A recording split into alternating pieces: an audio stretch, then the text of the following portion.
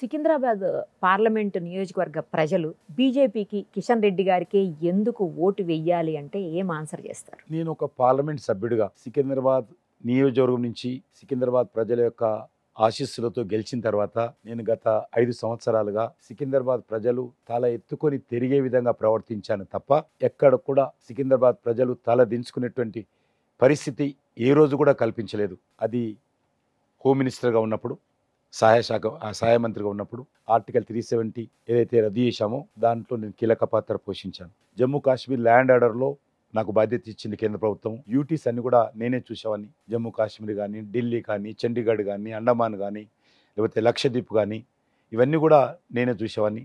అందులో ఆర్టికల్ 370 రద్దు చేసేటువంటి కార్యక్రమంలో నేను హోంమంత్రిగా హోంశాఖ సహాయ మంత్రిగా ఉండడం నా అదృష్టం. అందులో నా భాగస్వామ్యం ఉంది. అది సికింద్రాబాద్ ప్రజలందరూ కూడా గర్వపడాల్సిన అంశం. వాళ్ళ ఆశీస్సుల కారణంగా జరిగింది. రెండోది, కరోనా వచ్చినప్పుడు కరోనాకు సంబంధించి నోడల్ మినిస్ట్రీ హోమ్ మినిస్ట్రీ ఏ రకమైనటువంటి కార్యక్రమాలు జరగా మా అనుమతితో జరిగేది. అప్పుడు దేశవ్యాప్తంగా ఒక 15 నెలల పాటు నిర్వహించినటువంటి కంట్రోల్ రూమ్ నేనే నేతృత్వం వహించాను. దేశంలో ఎక్కడ మెడిసిన్స్ రావాలన్నా, ఎక్కడ ఎసెన్షియల్ కమిటీస్ అందాలన్నా, ఎక్కడ ప్రజలు ఇంకో ప్రాంతానికి వెళ్ళాలన్నా, ఇతర దేశాల ఇండియన్స్ ఎక్కడైనా చిక్కుకున్నా వాళ్ళని తీసుకొచ్చే కార్యక్రమం కానీ, ఎవరైనా బంధువులు దూరమైనా కానీ, ఇంకా ఎమర్జెన్సీ ఏ ఉన్నా కూడా దానికి సంబంధించినటువంటి కంట్రోల్ రూము కేంద్ర ప్రభుత్వం సంబంధించి నేను దానికి నేతృత్వం వహించి ఆ రకంగా దేశవ్యాప్తంగా కొన్ని వేల మందికి సహకారం అందించాను. మన తెలుగు వాళ్ళను కూడా ఇతర దేశాల నుంచి ఉంటే చాలా రకాలుగా వాళ్ళకి తీసుకొచ్చి వాళ్ళకి సాయం అందించిన విషయాన్ని మనం చేస్తాం. అంతేకాదు, నేను క్యాబినెట్ మినిస్టర్గా వచ్చిన తర్వాత కూడా ఆజాద్ కా అమృత్ మహోత్సవ్ దేశానికి 75 సంవత్సరాల పండుగ ఏదైతే కేంద్ర ప్రభుత్వం అత్యంత వైభవంగా 3 లక్షల కార్యక్రమాలు జరిపాము.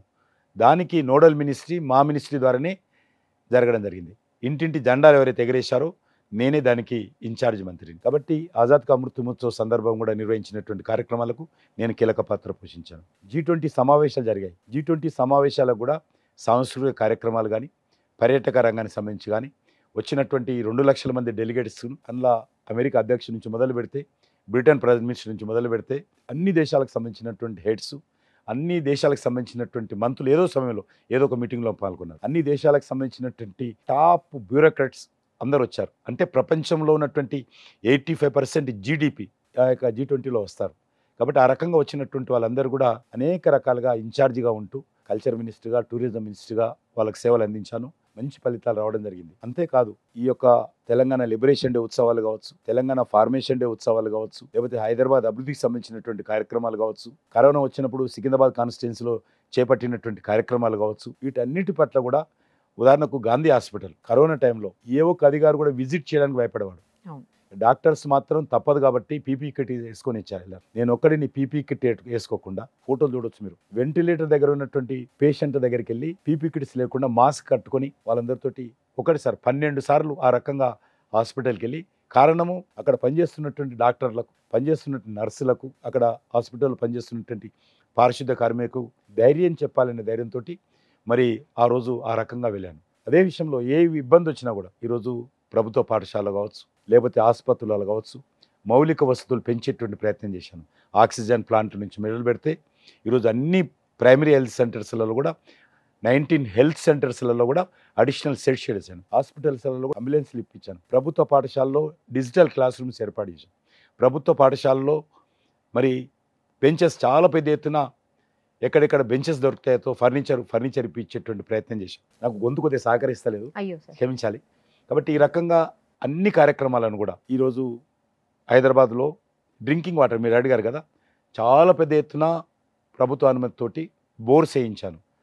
అనేకమైనటువంటి ప్రాంతాల్లో బోర్స్ వేయించాను. 35 పార్కులలో ఓపెన్ జిమ్స్ పెట్టించాను. కాబట్టి నాకున్నటువంటి వనరుల మేరకు అన్ని రకాలుగా ఒక పార్లమెంట్ సభ్యుడిగా చేయాల్సింది ఏదైతే చేయగలుగుతానో చేశాను.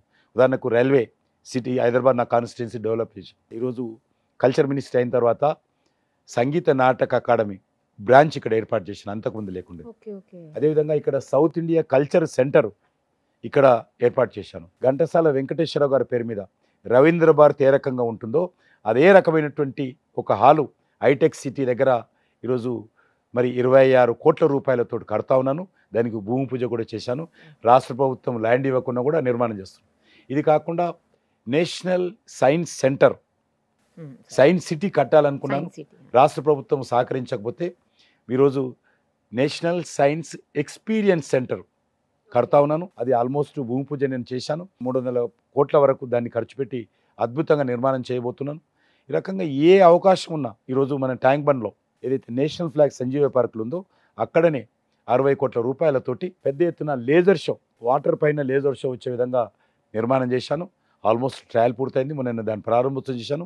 మళ్ళీ ఈరోజు ఎక్స్పెరిమెంట్లో స్టార్ట్ చేశాము.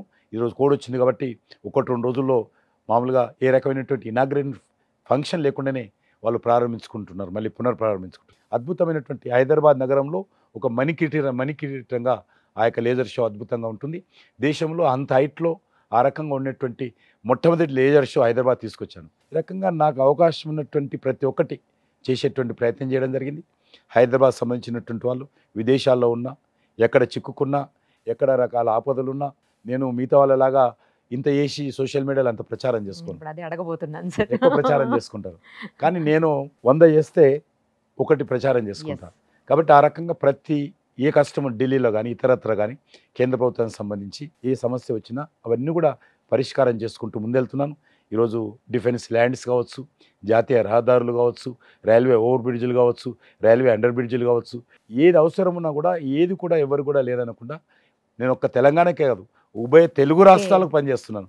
ఉభయ తెలుగు రాష్ట్రాల నుంచి ఉన్నటువంటి ఏకైక మంత్రిని, తెలుగువాణ్ణి. కాబట్టి ఉభయ తెలుగు రాష్ట్రాలకు కూడా ఏ కష్టం వచ్చినా, ఏ ప్రభుత్వాల కష్టం వచ్చినా, ఈ రాష్ట్ర ప్రభుత్వం నాతో అడిగినా అడగకపోయినా, ముఖ్యమంత్రి గారిని మంత్రి అయిన తర్వాత ఒక్కసారి నాకు అపాయింట్మెంట్ ఇవ్వకపోయినా, గౌరవ కేసీఆర్ గారు నేను ఏ మాత్రం నిరుత్సాహపడకుండా నన్ను అనేక రకాలుగా మరి నా మీద నిందలు వేసినా, తిట్టినా, ఉపయోగించినటువంటి భాష నా మీద మాట్లాడినా కూడా ఏ మాత్రం నేను దానికి ప్రతిస్పందన లేకుండానే నా బాధ్యత నేను నెరవేరుస్తూ పనిచేశాను. అన్నిటికంటే మించి మరొకసారి మనిస్తున్నాను, నాకు ఓటేసినటువంటి ప్రజలు ఎవరైతున్నారో వాళ్లకు కిషన్ రెడ్డి ఎవరు అంటే సికింద్రాబాద్ కాన్స్టిట్యున్సీ నుంచి గెలిచినటువంటి, హైదరాబాద్ నగరం నుంచి గెలిచినటువంటి ఎంపీ అని దేశమంతా చెప్పుకునే విధంగా నేను ఈరోజు యునైటెడ్ నేషన్స్లో జరిగినటువంటి ప్రపంచ టూరిజానికి సంబంధించినటువంటి హై లెవెల్ సమావేశంలో మొత్తం ప్రపంచంలో ఏకైక టూరిజం మినిస్టరు నన్ను ఒక్కరినే పిలిచి నన్ను కీనోట్ అడ్రస్ చేయమన్నారు. కాబట్టి ఒక తెలుగువాడిగా నేను పివి నరసింహరావు తర్వాత కీనోట్ అడ్రస్ చేసినటువంటి వ్యక్తిని. ప్రపంచ ఐక్యరాజ్య సమితికి సంబంధించినటువంటి మరి సదస్సులో నేను పాల్గొన్నాను. కాబట్టి ఆ రకంగా, ఎందుకంటే G20 నేపథ్యంలో G20 సమావేశాలు చాలా జయప్రదమైనవి. ఒక సస్టైనబుల్ టూరిజం సంబంధించినటువంటి కాన్సెప్ట్ కింద ఆ యొక్క సమావేశాలు జరిగితే దాంట్లో కీనోట్ అడ్రస్ చేశాను. కాబట్టి ఎవరైనా కానీ నాకు ఓటేసినటువంటి వాళ్ళు ఏ రోజు కూడా తల దించుకునే విధంగా ఎక్కడ కూడా మా ఎంపీ పొరపాటు చేశాడు, మా ఎంపీ చెడ్డ పని చేశాడు, మా ఎంపీ అవినీతికి పాల్పడ్డాడు, మా ఎంపీ ఇక్కడ గుండాయిజం చేశాడు, మా ఎంపీ ఇల్లు ఖాళీ చేశాడు, మా ఎంపీ భూమి కబ్జా చేశాడు, మా ఎంపీ ఫలానా చెడు పని చేశాడు అని ఎవ్వరు కూడా ఏ రోజు కూడా అనుకోకుండా ఏ రకమైనటువంటి చట్ట వ్యతిరేక కార్యక్రమం కానీ, నాకు ఓటేసినటువంటి ప్రజలు తల దించుకునేటువంటి కార్యక్రమం కానీ చేయలేదు. తల ఎత్తుకునే విధంగా మా ఎంపీ ఈరోజు కరోనాలో మంచి పని చేశాడు, సాంస్కృతిక కార్యక్రమాలు చేశాడు, ఈ రైల్వేకి సంబంధించినటువంటి ప్రాజెక్టులు తీసుకొచ్చాడు అనేటువంటి గర్వపడే విధంగానే పనిచేశాను తప్ప నేను చెడు పని చేయలేదు. భవిష్యత్తులో నాకు ఉన్నంత వరకు నేను ఎక్కడ కూడా నన్ను అనేక మంది రెచ్చగొట్టిన, అనేక మంది విమర్శిస్తారు నన్ను. కిషన్ రెడ్డి చాలా సాత్వికుడు, అవును, సింపుల్గా మాట్లాడతాడు, ఎవరు తిట్టినా కూడా ఘాటుగా మాట్లాడాడు, ఎదురుదాడిగా దిగరు. ఇష్యూ మీద నేను మాట్లాడతాను తప్ప వ్యక్తిగత విమర్శలకు, స్థాయిని తగ్గించేటువంటి విమర్శలకు ఎప్పుడు కూడా నేను మాట్లాడాను.